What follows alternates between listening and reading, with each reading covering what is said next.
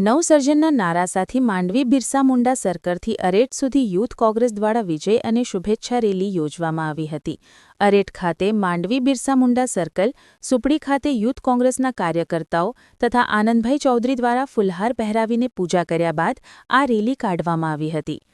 આવનાર સ્થાનિક સ્વરાજની તાલુકા પંચાયત અને જિલ્લા પંચાયતની ચૂંટણીઓને ધ્યાનમાં રાખીને તેમજ સંગઠનને મજબૂત બનાવવા માટે અરેઠ તાલુકામાં કોંગ્રેસ સમિતિનું જનસંપર્ક કાર્યાલયનું ઉદ્ઘાટન ગાંધી વિચારક ઉત્તમભાઈ પરમારના હસ્તે કરવામાં આવ્યું હતું।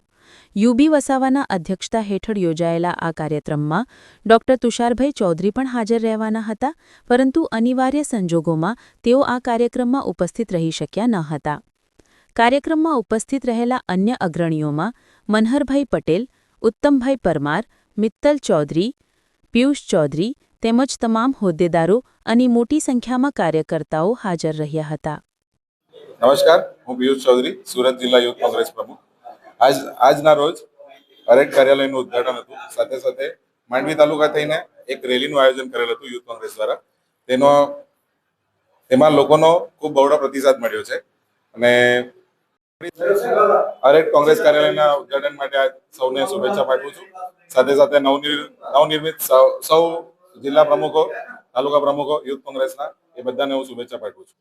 અરેઠ તાલુકા નવનિર્મિત જે 2 ઓક્ટોબર 2025ના રોજ સરકારશ્રી દ્વારા માંડવીમાંથી વિભાજિત થઈને અરેઠ તાલુકાનું જે નવનિર્માણ થયું, એ અરેઠ તાલુકાના કાર્યાલયના ઉદ્ઘાટન પ્રસંગે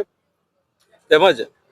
અરેઠ તાલુકાની અંદર જે નવી ઉર્જા અને નવા યુવાઓ સાથે જોડે જે કોંગ્રેસ પાર્ટી આગળ વધી રહી છે અને જે કહેતા હતા કે કોંગ્રેસ પતી ગઈ છે, પણ યાદ રાખજો અને જોઈ લેજો કે ભૂતકાળમાં પણ ભૂતકાળમાં પણ કોંગ્રેસ હતું અને ભવિષ્યમાં પણ કોંગ્રેસ જ છે। તેમજ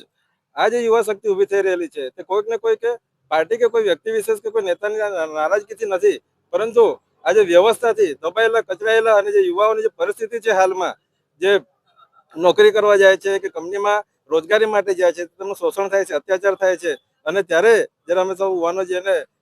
અવાજ ઉઠાવીએ છીએ અને આ મંચ પરથી અમે આગળ પણ કીધું કે જે બની બેઠેલા નેતાઓ છે એમને પણ અમે વિનંતી કરીએ છીએ કે તમે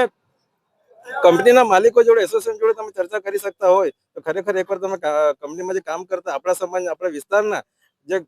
હપ્તા ભરીને જિંદગી જીવે છે એ યુવાનોને પણ પૂછજો અને મળજો કે લોકોની વેદના શું છે અને એનું કંપનીમાં શું શોષણ થાય છે। તેમજ જે યુવા પેઢી છે ખરેખર એક ખોટા રસ્તે જઈ રહી છે। આખા ગુજરાતમાં અત્યારે દારૂબંધીનો જે મજાક બની રહેલો છે, 1960 થી સૌથી લાંબામાં લાંબુ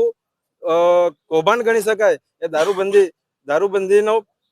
જે મુદ્દો આખા ગુજરાતમાં જે મેવાણી સાહેબે ઉપાડ્યો છે એ ખરેખર સાચો છે અને યુવા શક્તિ અને તમામ માંડવી અને અરેઠ વિસ્તારના અને સુરત જિલ્લાના યુવાઓ મેવાણી સાહેબ જોડે છે। તેમજ આ મુદ્દા પર જો સરકાર નક્કર પગલાં નહીં લે અને આ જે રેવન્યુની ઇન્કમ સીધી સરકારની તિજોરીમાં જમા થાય, નેતાઓ અને અધિકારીઓને સીધા જે ગજવામાં પૈસા જાય છે એને સરકારની તિજોરીમાં જમા કરવાનો કોઈ વૈકલ્પિક વ્યવસ્થા કરવામાં આવે, નહીં તો સમગ્ર ગુજરાતની અંદર યુવાઓ જાગી ગયેલા છે અને ભવિષ્યમાં ખૂબ મોટું આંદોલન દારૂબંધી અને નશામુક્તિ માટે અમે કરીશું એવી આશા